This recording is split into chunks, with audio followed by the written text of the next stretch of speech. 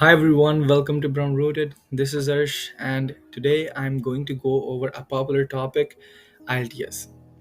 As you guys know that if you are migrating to any country, you have to go through this test, you have to take it and you have to qualify for it before applying for your visa.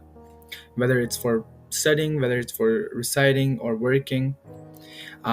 So I'll start. The main purpose actually of this video I'll start with is to make you familiar how IELTS test looks like. And before you actually download these tests and start doing it, I just want to make sure that I kind of show you how is it, so it's not so vague and hard to even start. So as you guys can see that this is the listening section of it, which I've pulled up, which we will start with. There are usually four sections: listening, writing, reading, and speaking. So we'll start with the listening practice test. Usually there are 40 questions which you have to answer. So as you guys can see, this is the first section where it's all of them are fill in the blanks. They're gonna give you an example to start off with. Like a listening audio will play. It will be most likely a conversation between someone, and they will be talking about it. And you just have to find answers from it and fill in these blanks for all of these lines. So as you guys can see, this is the 10 marks right there, which you can and do it better. Most of the time people are able to answer all of these correctly, as long as you are clearly and active listening to the conversation, because this conversation is, since it's the beginning of the test, they're gonna be playing it slowly, so it'll be much better for you if you carefully listen to it and get all your answers correct. After that, then we're gonna move on to section two. Before they start off section two, they're gonna give you about 3 to 4 minutes so that you can check your answers for the section one and get prepared for your section two. So as you can see, section 2 has questions 11 to 20 to cover, and they mentioned that 11 to 16 are gonna be these types, and 90% of the chances is that section 1 will be the fill in the blanks or maybe a diagram. Section 2 will be the MCQs. So a lot of people get confused in this. I'll just tell you this: whenever they're gonna play a new conversation to so that you can get your answers for this part, make sure that you listen carefully, as I mentioned earlier. But the thing is that what they're going to do is to confuse you. They're not going to only answer like they're not going to only mention the answer. They're also going to mention the other point. Let's suppose if there are 3 points in this question, maybe they mention two of them, and then you just have to make sure you have to get the right answer for the question which they're asking you. So just make sure of that and you will be golden for this part too. The only obstacle which I think is just the confusion part, which they when they will mention all of the 2 or 3 options and you are not sure which one is the correct one. Because most of the time what I do is that I just only like read through 3 of the points and just make sure which one they're mentioning, and that's my answer. For this one to confuse you, they're not going to do that. They will probably answer 2 or 3 things which are mentioned in the MCQs, and you just have to make sure they're talking about the most famous one. Not only, let's suppose, I'll just give you an example. For example, for the first question, they're asking most famous view in the park is, which one is it? They'll probably say, oh, I think it is the largest waterfall worldwide. But then they're gonna be agreeing, yeah, you're right. But the third person will probably say, no, have you seen the news? They're mentioning that the longest river in the world is the most famous view. So you just have to be very careful, since they have mentioned both of the parts, but at the end of the conversation everyone agreed that, oh yeah, no, the longest river in the world is the one, right? So that's the only thing. After you cover this part, they're still gonna give you another few minutes, and a new conversation is gonna play where, as you can see, from 17 to 20, these questions will be a diagram, and probably in the conversation they're gonna describe where these 4 sites are, like campsite, business center, museum, cafe. If it's a school or something else, they will tell you, and you just have to make sure that you write the right ones. And if you see, they're giving you the locations A, B, C, E, G, F, I, H, D, all of these.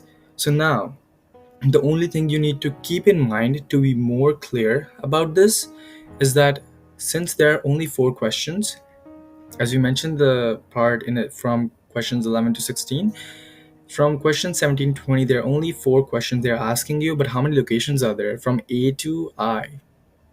Right? So there are more locations and more sites they're going to mention, but you just have to only get the ones which are these four.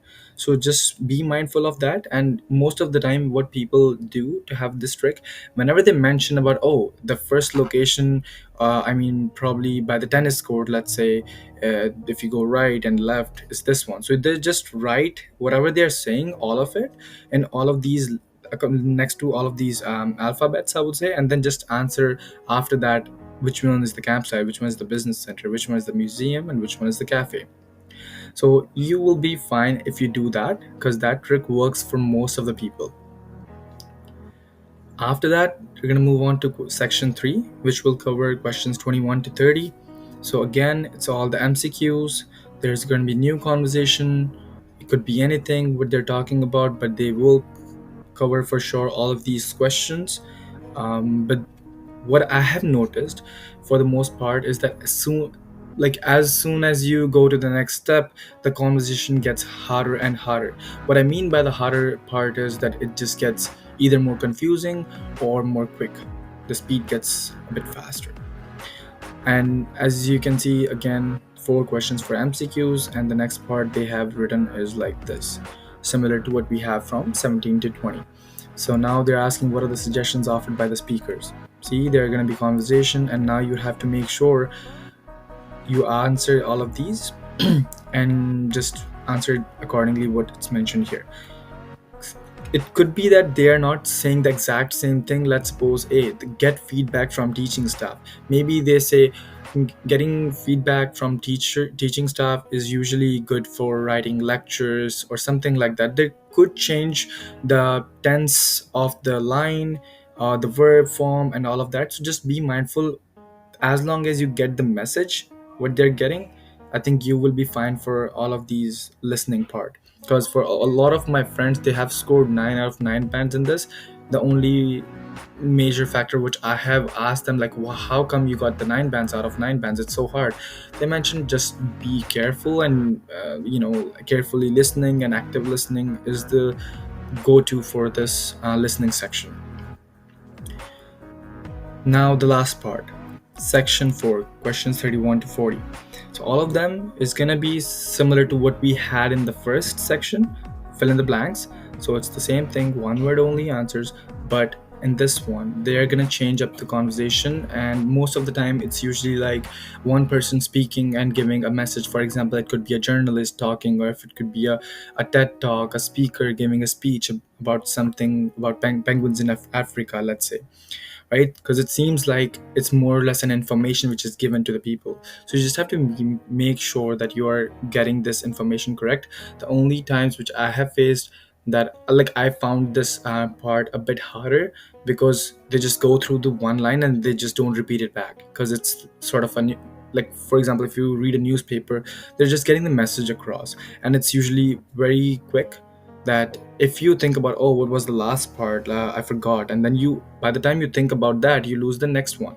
So just make sure, just go with the conversation. If you forget, and if you don't hear one of the, or if you don't get one of the answers for, let's say, 31, you didn't get the answer, don't think of it, don't think of the past. They're going to start again, then a new conversation or new line will start. So just be mindful that you're just on the same page as the conversation going, so that you don't lose point going forward, instead of the one which you have already lost 1 mark for.